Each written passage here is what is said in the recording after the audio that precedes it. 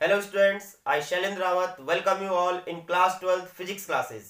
बच्चों, हम पढ़ रहे यूनिट फर्स्ट इलेक्ट्रोस्टैटिक्स और लास्ट टॉपिक हमने पढ़ा था इलेक्ट्रिक फील्ड। नाउ आज हम पढ़ने जा रहे हैं electric field intensity due to a point charge. बहुत ही इंपॉर्टेंट टॉपिक है, राइट? कि electric field intensity due to a point charge, एक पॉइंट चार्ज के कारण किसी पर्टिकुलर पॉइंट पे कितना इलेक्ट्रिक फील्ड इंटेंसिटी होगा उसको आपको कैलकुलेट करना है, राइट? तो देखते हैं। सपोज हमारे पास एक पॉइंट चार्ज है Q, जिसको हमने ओरिजिन पे प्लेस किया हुआ है, right? Q, we have a point charge placed at origin, right? And we have to calculate electric field intensity at a point P at a distance R from this point charge. आपको इस point charge के कारण इससे R distance पे इस P point पे electric field intensity को calculate करना है, राइट? तो देखो, हमने प्रीवियस टॉपिक में पढ़ा था कि कहीं पे भी अगर हमारे पास कोई भी चार्ज बॉडी है या चार्ज पार्टिकल होता है तो उसके चारों तरफ उसका एक फील्ड क्रिएट हो जाता है जिसको हम बोलते हैं इलेक्ट्रिक फील्ड, राइट?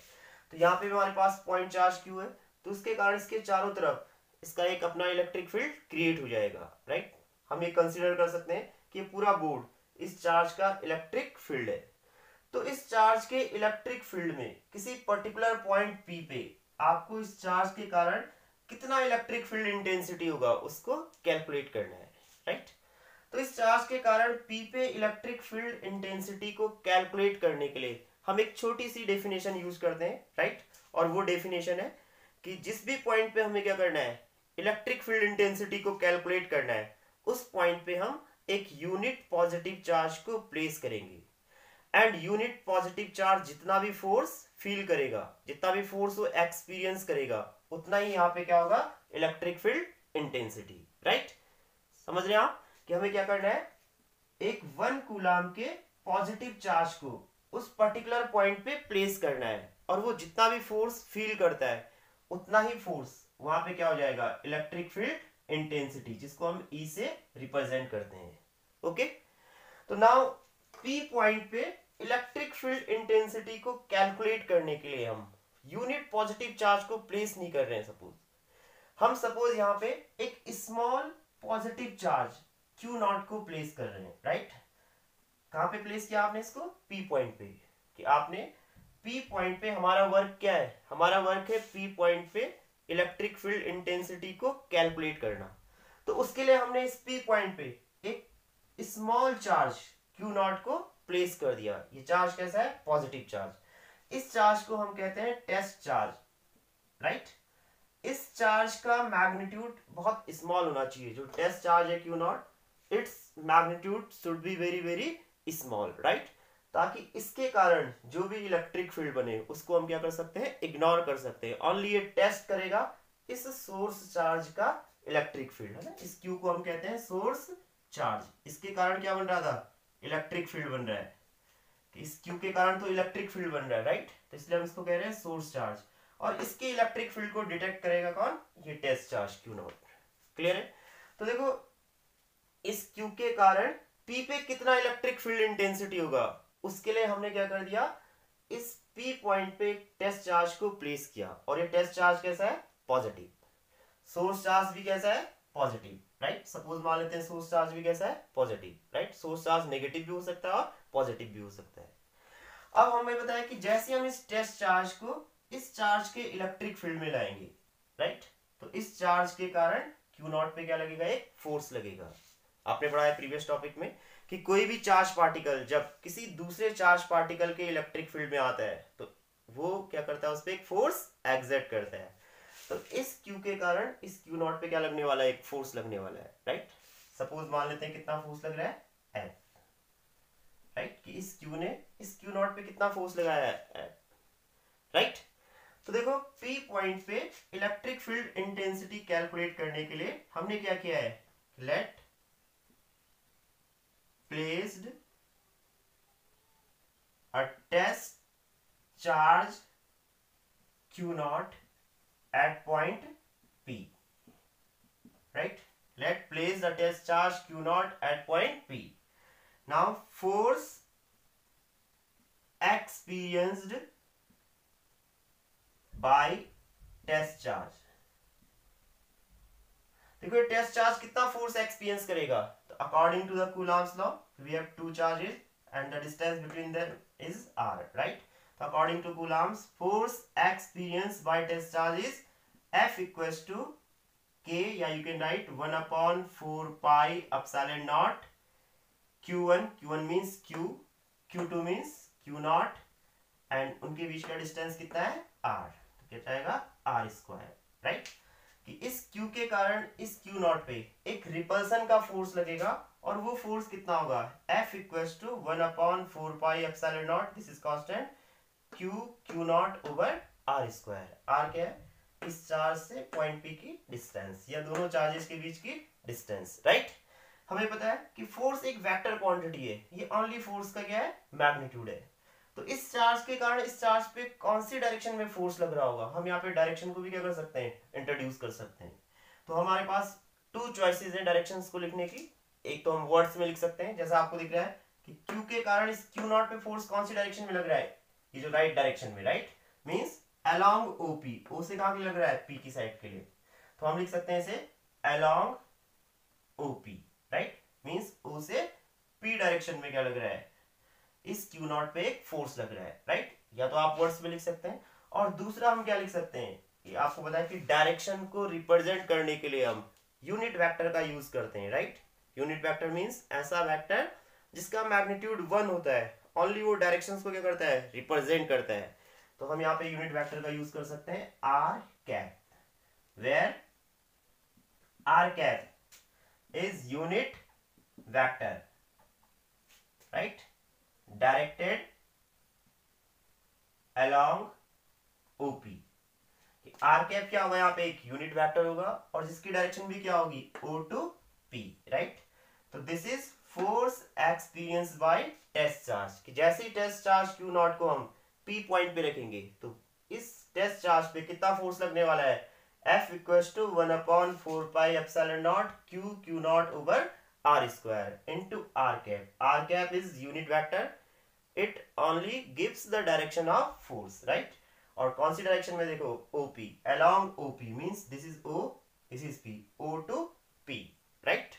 कि Q नॉट पे फोर्स लगेगा O से P की डायरेक्शन में, ओके।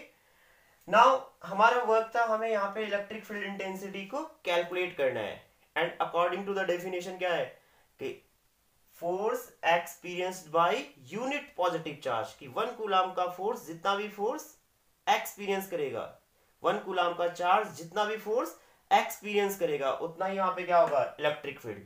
बट हमने यहाँ पे 1 coulomb means unit positive test charge को प्लेस नहीं किया हुआ है, हमने यहाँ पे क्या किया है, हमने यहाँ पे क्या किया है, स्मॉल टेस्ट चार्ज को प्लेस किया हुआ है, राइट। तो इसलिए देखो आपको पता है कि जब Q नॉट कितना फोर्स एक्सपीरियंस कर रहा है, F, तो 1 कूलम मींस यूनिट चार्ज कितना फोर्स एक्सपीरियंस करेगा, F ओवर Q नॉट। तो मींस P पॉइंट पे जो इलेक्ट्रिक फील्ड इंटेंसिटी होगी, electric field intensity at point P, right, तो that will be E denoted by E and F over Q naught, force per unit test charge. Unit test charge पे जितना भी force लगेगा उतना ही वहां पे क्या होगा, इलेक्ट्रिक फील्ड। तो F की वैल्यू हम यहां से लिख सकते हैं, तो F कितना देखो 1/4 pi epsilon not Q naught over r square, और divided by Q naught. F की वैल्यू हमने प्लेस कर दी यहाँ पे, और देखो क्या है यहाँ पे r कैप, तो Q नॉट से Q नॉट कैंसिल हो गया, तो we have E equals to 1/4 pi epsilon not Q over r square into r cap. So this is electric field intensity at point P, right। इस charge Q के कारण P पे जो electric field intensity होगी that is 1/4 pi epsilon not Q over r square into r cap, right. 1/4 pi epsilon not आपको पता है क्या होता है, कांस्टेंट है जिसकी वैल्यू क्या होती है 9 × 10⁻⁹, where 1/4 pi epsilon naught equals to 9 × 10⁻⁹, right, newton metre square per coulomb square. एक कांस्टेंट है, Q क्या है यहाँ पे, सोर्स चार्ज, और R क्या देखो, सोर्स चार्ज से पॉइंट P की डिस्टेंस, राइट। तो एक चार्ज के कारण उससे r डिस्टेंस पे आपने इलेक्ट्रिक फील्ड इंटेंसिटी को कैलकुलेट कर लिया है, that is 1/4πε0 Q by r square and into r cap. ये r कैप क्या देगा हमें, इस इलेक्ट्रिक फील्ड की डायरेक्शन, राइट। नाउ अगर मैं बोलूं आपसे कि ओनली मैग्नीट्यूड कितना है, कि magnitude of electric field intensity at P, right, at point P, तो हम यहां से डायरेक्शन को रिमूव कर देंगे and that will be 1/4πε0 Q by r square, right.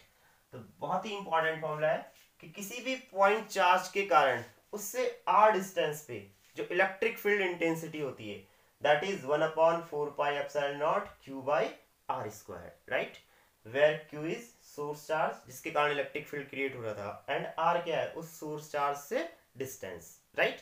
This is the magnitude of electric field intensity at a point P due to a point charge, right. तो आपको ये फॉर्मूला अपने माइंड में रखना है, मीन्स हमें हमेशा अपने माइंड में ये ध्यान रखना है कि कहीं पे भी अगर चार्ज हो तो चार्ज के कारण उसके चारों तरफ क्या बनता है, इलेक्ट्रिक फील्ड।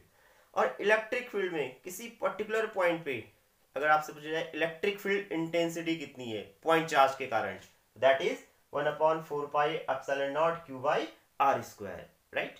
ये उसका मैग्नीट्यूड है, दिस इज स्केलर फॉर्म। अगर आपसे बोला जाए वेक्टर फॉर्म में लिखेंगे तो वेक्टर फॉर्म में magnitude as well as direction दोनों आ जाएगा, राइट। तो इसको हम थोड़ा और डिटेल में समझेंगे, राइट, कि किस तरीके से हम इसको वेक्टर फॉर्म में लिख सकते हैं, इसको एक्सप्लेन करूंगा मैं भी आपको।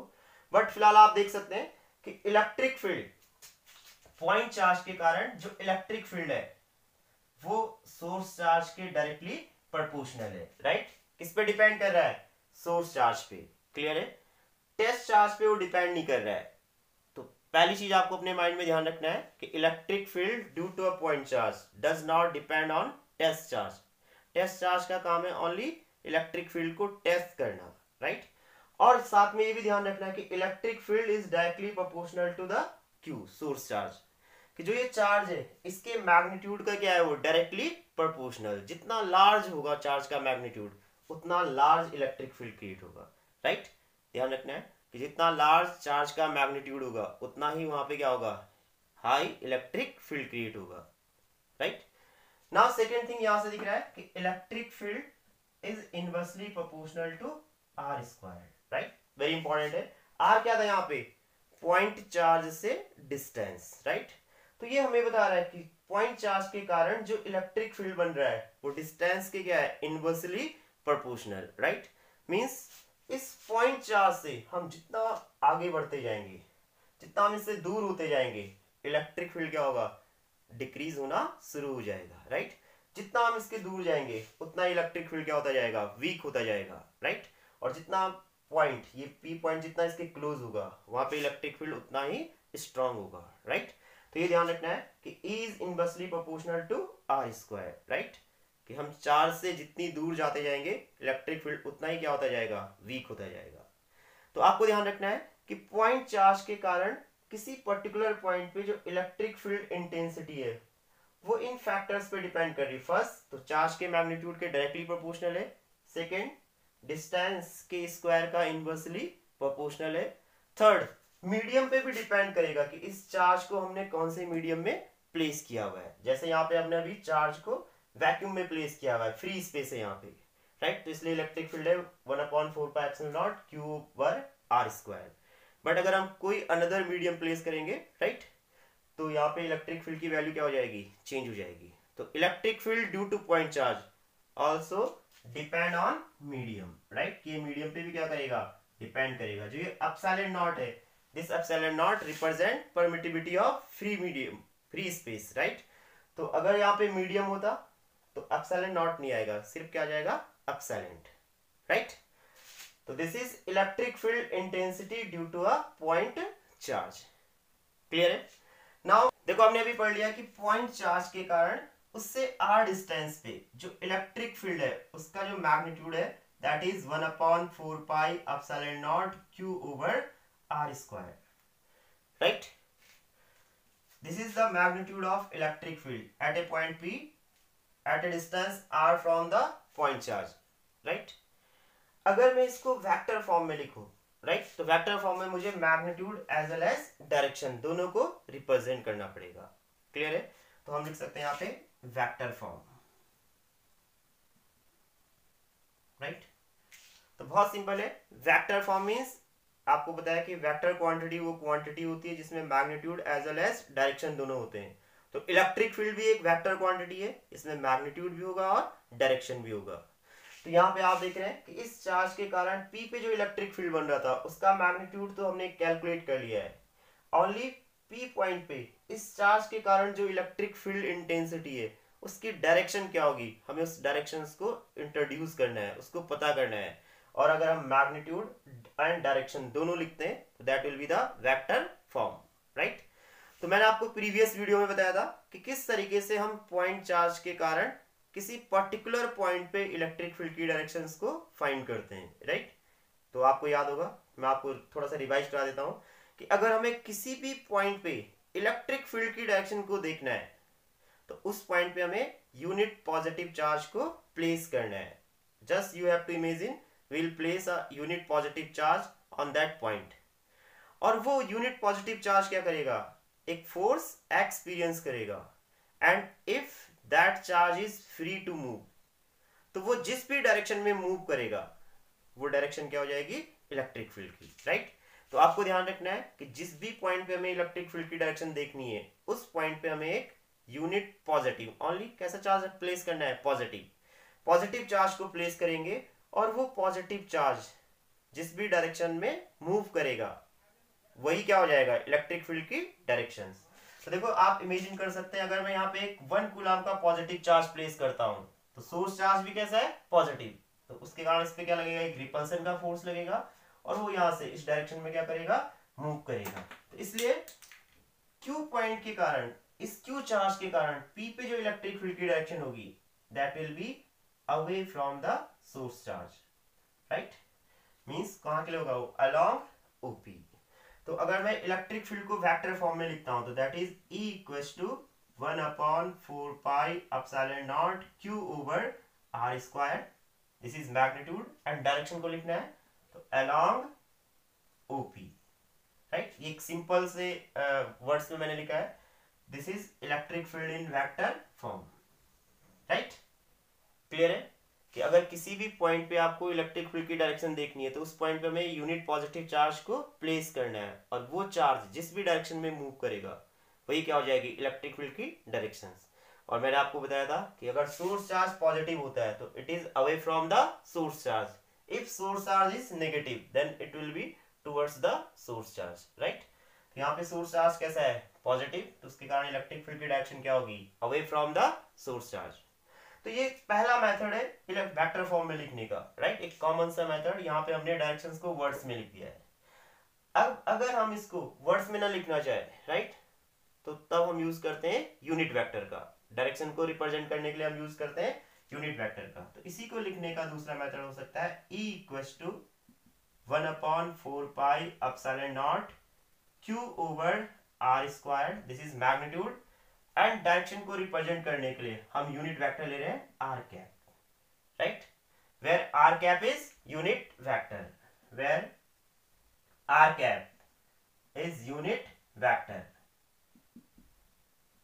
डायरेक्टेड अलोंग OP, उसकी डायरेक्शन कहां से कहां होगी, O to P, राइट। तो this is also vector form, right. इस Q के कारण यहाँ पे जो इलेक्ट्रिक फील्ड इंटेंसिटी है उसका ये वेक्टर फॉर्म आ गया 1/4 pi epsilon not Q over R square into R cap. Moreover आप देख सकते हैं, देखो कि जो R कैप होगा that is vector R over its magnitude, right, या we can write it vector R over R। यहाँ पे R कैप की वैल्यू रख सकते हैं, तो E इक्वल टू क्या आ जाएगा, 1/4 pi epsilon not Q over R square and R over R, and ये क्या हो जाएगा, E equals to 1/4 pi epsilon not Q over R cube into vector R। तो this is vector form of electric field intensity. तो आप या तो ये यूज कर सकते हैं राइट एग्जाम में, या हम ये यूज कर सकते हैं राइट। क्लियर है? तो दोनों ही सेम है। This is vector form of electric field intensity. तो बेसिकली आपके पास जो फॉर्मूला यूज होने वाला है वो ये फॉर्मूला यूज होगा राइट। और डायरेक्शन हम वर्ड्स में लिख सकते हैं। क्लियर है? कि किसी भी पॉइंट चार्ज के कारण अगर आपसे पूछा जाए कि उससे r डिस्टेंस पे इलेक्ट्रिक फील्ड इंटेंसिटी कितनी है, तो उसने आपको ये ध्यान रखना है 1/4πε0 q over r square right. और ये भी कहाँ पे एप्लीकेबल होगा? फ्री स्पेस पे राइट, वैक्यूम में। और ये जो फॉर्मूला है ओनली ये पॉइंट चार्जेस के लिए वैलिड होगा right. It is only valid for point charges right. Now यहां पे आपको कुछ चीज और ध्यान रखनी है। क्लियर है? कि देखो electric field due to point charge क्या है? Inversely proportional to R square. R square के क्या है वो? Inversely proportional and directly proportional to magnitude of charge right. तो अगर देखो मैं एक चार्ज को लेता हूं, क्लियर है, एक चार्ज लेता हूं और इस चार्ज को सेंटर कंसीडर करते हुए इससे आर रेडियस का एक स्फीयर ड्रॉ कर देता हूं। तो देखो इस चार्ज क्यू के कारण इस स्फीयर के प्रत्येक पॉइंट पे इलेक्ट्रिक फील्ड की इंटेंसिटी क्या होगी? सेम होगी राइट। इसके प्रत्येक पॉइंट पे इलेक्ट्रिक फील्ड इंटेंसिटी क्या रहेगी? सेम रहेगी। क्लियर है? बिकॉज इस स्फीयर का जो ये सरफेस है, इस सरफेस में जो भी पॉइंट होगा राइट, वो पॉइंट इस चार्ज से इक्वल डिस्टेंस पे होगा। और इलेक्ट्रिक फील्ड डिस्टेंस और चार्ज पे ही डिपेंड कर रहा है, इसलिए इस स्फीयर के प्रत्येक पॉइंट पे इलेक्ट्रिक फील्ड इंटेंसिटी क्या होगी? सेम होगी राइट। तो इसलिए मैं कह सकता हूं कि पॉइंट चार्ज के कारण जो इलेक्ट्रिक फील्ड होता है that has spherical symmetry. Very important point है राइट, कि पॉइंट चार्ज के कारण जो स्फेरिकल जो इलेक्ट्रिक फील्ड बनेगा it has spherical symmetry right. क्या होगा? एक स्फेरिकल सिमेट्री, या इसको मैं बोल सकता हूं रेडियल इलेक्ट्रिक फील्ड भी। इस चार्ज के कारण जो इलेक्ट्रिक फील्ड निकलेगा, देखो इस चार्ज से दूर निकलेगा और इस स्फीयर के रेडियस के अलोंग। इसलिए हम इसको क्या कह सकते हैं? Radial electric field and it has spherical symmetry. Clear है? तो ये पॉइंट भी आपको नोट करना है। Now variation of electric field intensity with the distance r from the source charge right। कि electric field intensity किस तरीके से डिस्टेंस के साथ साथ वेरी करती है। तो आपको बहुत ही क्लियरली आपने देखा था कि electric field intensity is inversely proportional to the distance right. कि इलेक्ट्रिक फील्ड इंटेंसिटी डिस्टेंस के स्क्वायर का क्या है? Inversely proportional right. तो एग्जाम में आपसे पूछ सकते हैं कि इलेक्ट्रिक फील्ड इंटेंसिटी किसी भी पॉइंट चार्ज के कारण डिस्टेंस के साथ साथ कैसे वेरी करता है। तो ध्यान रखना है, हम ऑलरेडी डिस्कस कर चुके हैं कि इलेक्ट्रिक फील्ड डिस्टेंस के स्क्वायर का क्या है? Inversely proportional. जितना हम सोर्स चार्ज से दूर होते जाएंगे इलेक्ट्रिक फील्ड उतना ही वीक होता जाएगा राइट। कि आर जितना लार्ज होगा इलेक्ट्रिक फील्ड उतना ही क्या होगा? डिक्रीज होता जाएगा, वीक होता जाएगा। और आर जितना स्मॉल होगा इलेक्ट्रिक फील्ड उतना लार्ज होगा। मींस जितना भी हम सोर्स चार्ज के क्लोज आएंगे इलेक्ट्रिक फील्ड उतना ही स्ट्रांग होता जाएगा राइट। तो इसमें हम एक ग्राफ प्लॉट कर सकते हैं। आपसे पूछ सकते हैं ग्राफ के बारे में, 1 मार्क्स में आ सकता है एग्जाम में। ई एंड आर में, E means electric field intensity and R means distance from the source charge. तो आपका ग्राफ आएगा राइट।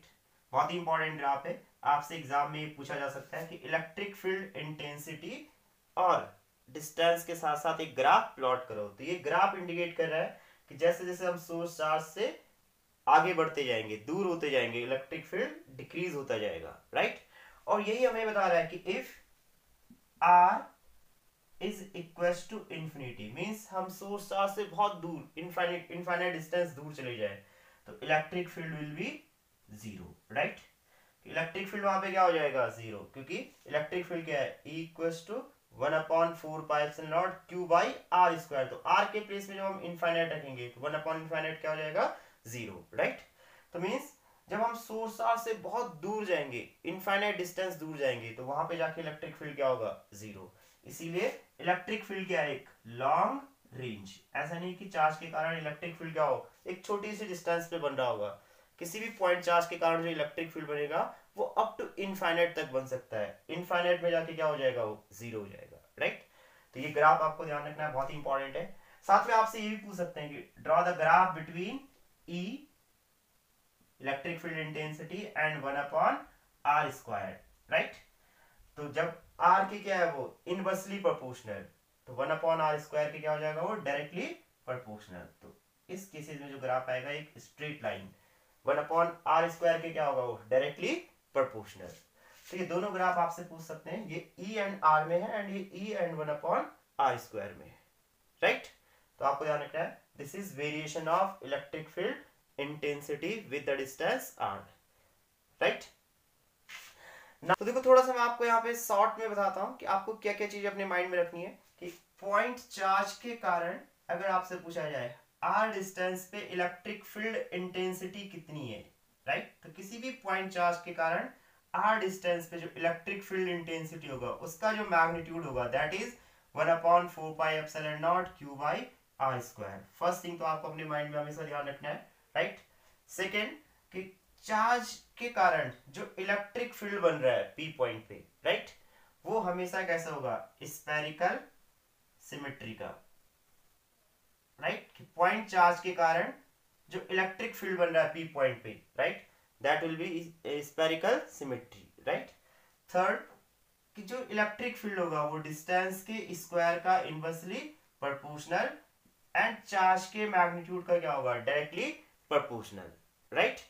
एंड फोर्थ आपको ध्यान रखना है कि electric field intensity does not depend on test charge,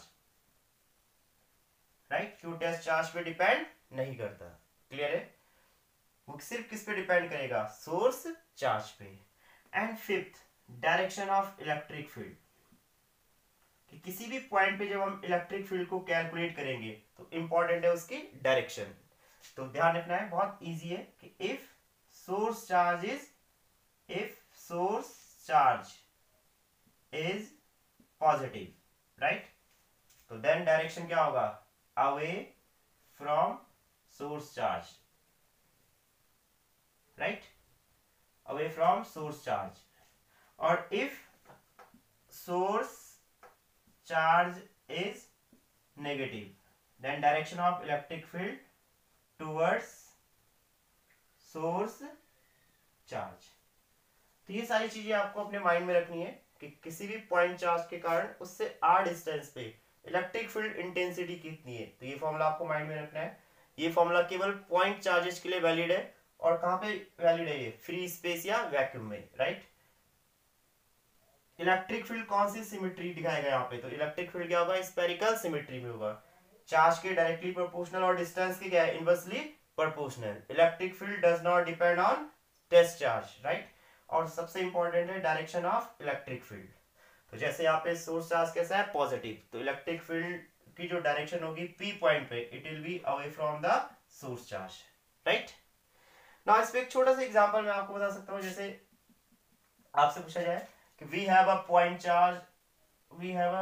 charge of magnitude 12 coulomb, right, placed at origin। हमारे पास एक चार्ज है देखो जिसकी वैल्यू कितनी है 12 कूलम्ब, और कहां पे प्लेस किया हमने इसे, ओरिजिन पे। And we have to calculate electric field intensity at a distance 2 metre from it, right. कि हमें इस 12 कूलम्ब के चार्ज से 2 मीटर डिस्टेंस पे पी पॉइंट पे इलेक्ट्रिक फील्ड की इंटेंसिटी को कैलकुलेट करना है। तो बहुत सिंपल है कि इस चार्ज के कारण पी पे जो इलेक्ट्रिक फील्ड होगा that is E = 1/4πε0 q/r²। This is the magnitude of electric field.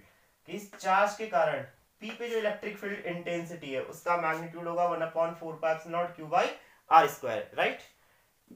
इस पूरे की वैल्यू आप जानते हैं 9 × 10⁹ Q आपको गिवन है कितना 12 एंड R यहां से यहां तक की डिस्टेंस गिवन है 2, तो 2 का स्क्वायर, राइट। तो कितना है देखो ये 9 × 10⁹, 2 का स्क्वायर 4 एंड 4 3 जा 12, तो कितना आया 3, that is 27 into 10 to the power 9 and the unit of electric field is Newton पर कूलम। तो देखो 12 कूलम चार्ज से 2 मीटर डिस्टेंस पे जो इलेक्ट्रिक फील्ड होगा that is 27 into 10 to the power 9 Newton पर कूलम। तो this is the magnitude of electric field intensity at point P, right. Now अगर आपसे पूछा जाए कि P पॉइंट पे इलेक्ट्रिक फील्ड की डायरेक्शन क्या होगी, राइट, तो अगेन आपको देखना है कि कैसा चार्ज है। देखो ये पॉजिटिव, एंड पॉजिटिव चार्ज के कारण क्या होगा, away from the source charge. तो डायरेक्शन हम लिख सकते हैं कि इट इज अलोंग, अगर ये O पॉइंट है और ये P है तो अलोंग OP मींस O से P की डायरेक्शन में, right, away from the source charge, या और हम लिख सकते हैं away from source charge, right. तो इस तरीके से किसी भी पॉइंट चार्ज के कारण हम उससे r डिस्टेंस पे इलेक्ट्रिक फील्ड को क्या कर सकते हैं, कैलकुलेट कर सकते हैं, राइट। तो this is electric field intensity due to a point charge, right. तो ये सारी चीजें आपको अपने माइंड में रखनी है, राइट। तो अभी जस्ट जो हमने प्रीवियस केस पढ़ा वहां पे हमने कंसीडर किया था कि source charge is placed at origin, means कि जहां पे हमने सोर्स चार्ज को प्लेस किया है वही पॉइंट हमारा रेफरेंस पॉइंट है, वही से हम डिस्टेंस को मेजर करेंगे। बट अगर ऐसा ना हो, यहां पे हम एक दूसरा केस डिस्कस कर रहे हैं कि when source charge is away from origin, कि जब सोर्स चार्ज ओरिजिन पे ना हो, राइट, मींस कि सोर्स चार्ज को हमने रेफरेंस पॉइंट पे प्लेस नहीं किया है, कि हमारा रेफरेंस पॉइंट मींस जहां से हम डिस्टेंस को मेजर करेंगे वो कोई डिफरेंट पॉइंट होगा और चार्ज को हमने किसी दूसरे पॉइंट पे प्लेस किया हुआ है। तो उस केस में इलेक्ट्रिक फील्ड इंटेंसिटी क्या होगी उसको हम डिस्कस कर रहे हैं यहाँ पे, राइट। तो इसीलिए हम पढ़ रहे हैं when source charge is away from origin. एक छोटा सा केस यहाँ पे देख रहे हैं, यहाँ पे डायग्राम बनाया कि we have a point charge plus Q placed at point A. देखो मेरे पास एक पॉइंट चार्ज है क्यू जिसको मैंने ए पॉइंट पे प्लेस किया हुआ है और इससे कुछ डिस्टेंस पे पी पॉइंट पे मुझे इलेक्ट्रिक फील्ड को कैलकुलेट करना है। क्यों, इस क्यू चार्ज के कारण इससे कुछ ये डिस्टेंस आपको नजर आ रही है, इस डिस्टेंस पे इलेक्ट्रिक फील्ड इंटेंसिटी को कैलकुलेट करना है, राइट। और ये हमारा रेफरेंस पॉइंट नहीं है, राइट, रेफरेंस पॉइंट हमारा ये ओ, क्लियर है, ओरिजिन। तो इस बार देखो सोर्स चार्ज ओरिजिन पे प्लेस नहीं है। तो देखो इस केसेस में हम यहाँ पे कंसीडर करेंगे position vector, right. Position vector आपको पता है कि एक ऐसा वेक्टर होता है जो पार्टिकल की पोजीशन को डिस्क्राइब करता है और पोजीशन वेक्टर को हमेशा ओरिजिन से ड्रॉ किया जाता है। तो नाउ देखो यहाँ पे मान लेते हैं कि जो हमारा सोर्स चार्ज है इसका पोजीशन वेक्टर है, ओरिजिन से इसकी जो डिस्टेंस है दैट इज r1, एंड जिस पॉइंट पे हमें इलेक्ट्रिक फील्ड कैलकुलेट करना है ओरिजिन से उसकी डिस्टेंस है r2, राइट, मींस उसका पोजीशन वेक्टर है r2, क्लियर है। वेयर r1 क्या है, position vector of charge plus q, and r2 है position vector of point p, right. देखो हमारा वर्क है कि हमें इस पॉइंट q चार्ज के कारण p पे इलेक्ट्रिक फील्ड कैलकुलेट करना है, राइट। तो कैलकुलेट करने के लिए हम प्रीवियस टॉपिक की तरह इस p पॉइंट पे एक टेस्ट चार्ज को प्लेस करते हैं। लेट हमने q0 एक पॉजिटिव टेस्ट चार्ज को p पे प्लेस कर दिया। तो जैसे इस q0 टेस्ट चार्ज को हम p पे प्लेस करेंगे तो इस सोर्स चार्ज के कारण इस पे एक फोर्स लगेगा, that force of repulsion, right. क्यों फोर्स कैसा होगा, रिपल्सन का होगा, क्लियर है। तो देखो इस q0 पे कितना फोर्स लग रहा है, तो हम देखते हैं यहाँ पे कि force experienced by test charge is given by, right, test charge q0 is given by F equals to, according to Coulomb's law, 1/4 pi epsilon naught q1 q2 over r square, right। q1 तो q है, q2 q0 है, and r means दोनों charges के बीच की distance. तो let it is RAP, क्या नाम दे दिया मैंने इसको, RAP, right, this distance is RAP, right. देखो फोर्स क्या होता है, एक वेक्टर क्वांटिटी होती है, right. This is only magnitude of force, ये स्केलर फॉर्म है, और मुझे इसे वेक्टर फॉर्म में अगर लिखना है तो मुझे क्या करना होगा, इस फोर्स की डायरेक्शन को भी इंट्रोड्यूस करना होगा, राइट। तो देखो फोर्स एक वेक्टर क्वांटिटी है और फोर्स के फॉर्मूले हम देखते हैं कि यहाँ पे कौन सा वेक्टर आपको नजर आ रहा है, क्यू नॉट, ये क्या है यहाँ पे चार्जेज है, और चार्जेस कैसे होते हैं, स्केलर क्वांटिटी, 1/4πε0, ये भी क्या है, कांस्टेंट है, स्केलर है। जो आर ए पी है, ये आर ए पी क्या हो सकता है, पे वेक्टर हो सकता है, राइट, कि आर ए पी क्यू से पी की जो डिस्टेंस है इसको मैं ट्रीट कर सकता हूं एज अ वेक्टर। कैसे, तो आपको पता है कि ए टू पी इसको मैं कंसीडर कर सकता हूं displacement vector, right, distance and displacement vector, right, आपसे कंसीडर कर सकते हैं, दोनों का मैग्नीट्यूड क्या होगा, सेम होगा। तो इसलिए फोर्स की डायरेक्शन वही होगी जो आर ए पी की डायरेक्शन होगी। आर ए पी मीन्स ए से पी की डायरेक्शन में जो हमारा ये डिस्प्लेसमेंट वेक्टर है। तो इसलिए आर ए पी की डायरेक्शन हम फाइंड करते हैं यूनिट वेक्टर से, कि आर ए पी की डायरेक्शन में हमें एक यूनिट वेक्टर फाइंड करना पड़ेगा। आपने 11th स्टैंडर्ड में पढ़ा है कि unit vector means which has magnitude 1, right. तो इसलिए इस फोर्स की डायरेक्शन को रिप्रेजेंट करने के लिए हम यहाँ पे एक यूनिट वेक्टर लेंगे, और वो यूनिट वेक्टर किस डायरेक्शन में होगा, वो वेक्टर आर ए पी की डायरेक्शन में होगा। तो that is R A P cap. तो हम लिख सकते हैं कि where R A P cap is unit vector, right, directed along AP, कहां से कहां डायरेक्टेड होगा, A to P। अगर देखो मैं इस फोर्स की डायरेक्शन को वर्ड्स में लिखता तो बहुत इजी होता कि फोर्स की डायरेक्शन है A to P, बट मैं इसे मैथमेटिकली लिख रहा हूं, वेक्टर फॉर्म में लिख रहा हूं, तो इसलिए मैंने क्या लेना पड़ेगा यहाँ पे, यूनिट वेक्टर। यूनिट वेक्टर हमेशा फोर्स की डायरेक्शन मींस हमेशा वेक्टर क्वांटिटी की डायरेक्शन को क्या करता है, रिप्रेजेंट करता है, राइट। तो फोर्स की डायरेक्शन को रिप्रेजेंट करने के लिए यहाँ पे यूनिट वेक्टर आ गया आर ए पी कैप, और ये आर ए पी कैप किसकी डायरेक्शन में होगा, वेक्टर आर ए पी। तो वेक्टर आर ए पी क्या है, यहाँ पे ए से पी तक की जो ये डिस्टेंस है इसको हमने कंसीडर किया है वेक्टर आर ए पी, जो कि एक डिस्प्लेसमेंट वेक्टर है, राइट। नाउ मैं इस आर ए पी को कैलकुलेट कर सकता हूं। तो टॉपिक से थोड़ा सा हटके चलते हैं कि आर ए पी किसके इक्वल होगा। तो यहाँ पे आपको दिख रहा है, देखो एक ट्राइंगल दिख रहा है ओ ए पी।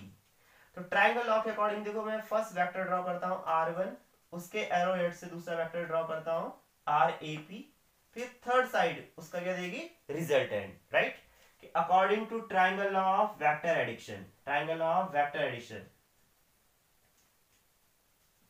राइट।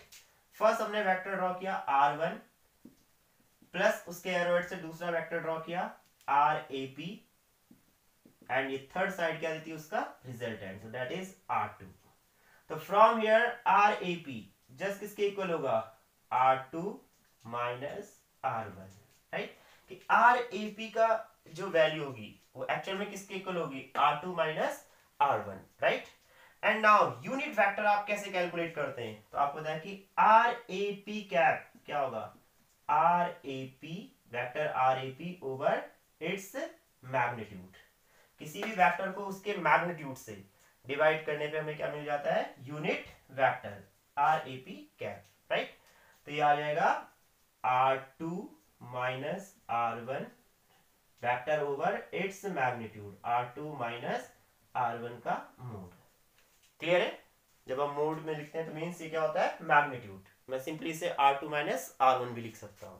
तो आर ए पी कैप की जो वैल्यू होगी that is R2 minus R1 vector R2 minus vector R1 over its magnitude, और ये जस्ट इक्वल्स टू 1। क्लियर है। तो नाउ देखो ये थोड़ा सा आपको समझना है, टॉपिक से लगा रहे, तो मींस मैं फोर्स को लिख सकता हूं F equals to 1/4πε0 Q naught, R A P just किसके इक्वल है, R2 minus R1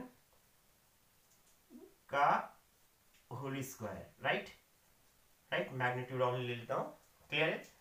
and R A P cap किसके इक्वल है, देखो R2 minus R1 over R2 minus R1 का मैग्नीट्यूड, राइट। या ये आ जाएगा F equals to 1/4πε0 Q naught over, देखो ये क्या हो, स्क्वायर और ये क्या है, सिंगल पावर, तो हो जाएगा R2 माइनस R1 का whole cube, R2 minus R1। Clear है। तो नॉट इस क्यू के कारण कितना फोर्स एक्सपीरियंस करेगा, तो ये नजर आ गया आपको कि क्यू नॉट पे सोर्स चार्ज कितना फोर्स लगा रहा है एफ, और जिसकी वैल्यू ये आपको दिख रही है यहाँ पे, right. Now electric field intensity at point P, that is E equals to F over Q naught, right? Force per unit test charge, that is 1 upon Q naught को अलग से लिख लेते हैं, 1 upon Q naught अलग से लिख लिया, F की वैल्यू यहाँ से पुट कर देते हैं, तो 1 upon 4 pi epsilon naught Q naught R2 minus R1 का cube R2 minus R1, Q not से क्यू नॉट कैंसिल हो जाएगा, तो E इक्वल टू हमें रिजल्ट मिलेगा 1 upon 4 pi epsilon not Q over R2 minus R1 का whole cube R2 minus R1. This is electric field intensity at a point P due to point charge Q when source charge is away from origin, कि जब source charge origin से क्या हो, दूर हो, तो कितना इलेक्ट्रिक फील्ड बनेगा 1 upon 4 pi epsilon not Q over this, right. Now its magnitude will be magnitude of electric field intensity, right, that will be E equals to 1 upon 4 pi epsilon not Q over R2 minus R1 का whole square, right. This will be the magnitude of electric field, and this is vector form of electric field intensity at point P, right? Clear है? यहाँ पे देखो आप square कैसा है, आप confuse नहीं होगे, इससे ये कैंसिल हो जाएगा, राइट। नाउ ये हमारे पास सेकंड केस था कि जब सोर्स चार्ज ओरिजिन पे ना हो, उससे दूर हो, तो ये बहुत ज्यादा इंपॉर्टेंट नहीं, बट एग्जाम में पूछ सकते हैं आपसे। जो प्रीवियस केस था जो when source charge is placed at origin, वो बहुत ही इंपॉर्टेंट है, आगे उससे रिलेटेड आपको बहुत सारे न्यूमेरिकल्स मिलने वाले हैं, राइट, और डेरिवेशंस आपको मिलने वाले उसी फॉर्मूले पे बेस्ड, राइट। तो आज इतना ही करेंगे, थैंक यू।